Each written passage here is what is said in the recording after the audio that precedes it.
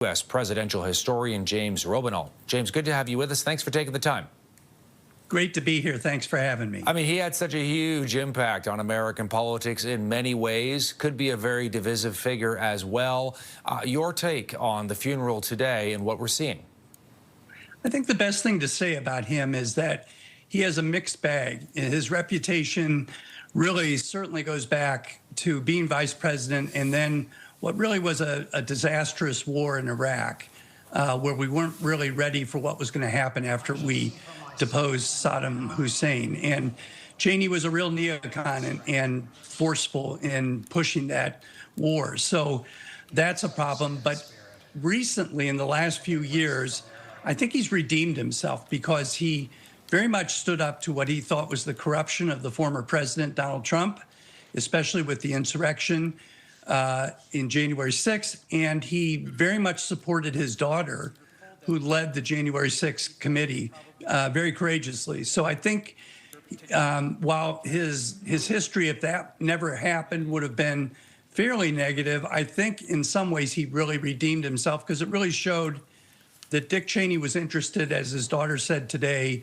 in country above party. And he couldn't have served better in that sense in the last few years supporting his daughter. I know that the September 11th terrorist attacks had a huge impact on him and his worldview. I mean, the role of the U.S. on the global stage and his take on terrorism as well. And that would really reshape the whole Bush administration, which, you know, had just been really in office for about 7 or 8 months at that point when the attacks happened, James. Yes. And, you know, the thing is, what the Bush administration was trying to do after September 11 was to create what they hope would be a very vibrant democracy among the Arab states.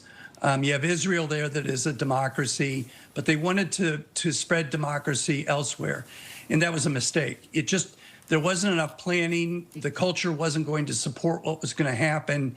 And, you know, the thought was a good thought, but the execution was not very good. And a lot of people lost their lives, including Americans and Iraqis. And it was a huge mistake to think that you could force democracy in an area that wasn't ready for it. What do you make of the fact that Donald Trump was not invited to this, James? I mean, I guess it's not a real big surprise, is it? No, it doesn't surprise me one bit. I mean, Liz Cheney stood up to Donald Trump, and she was very courageous. She lost her seat in Congress as a result of it.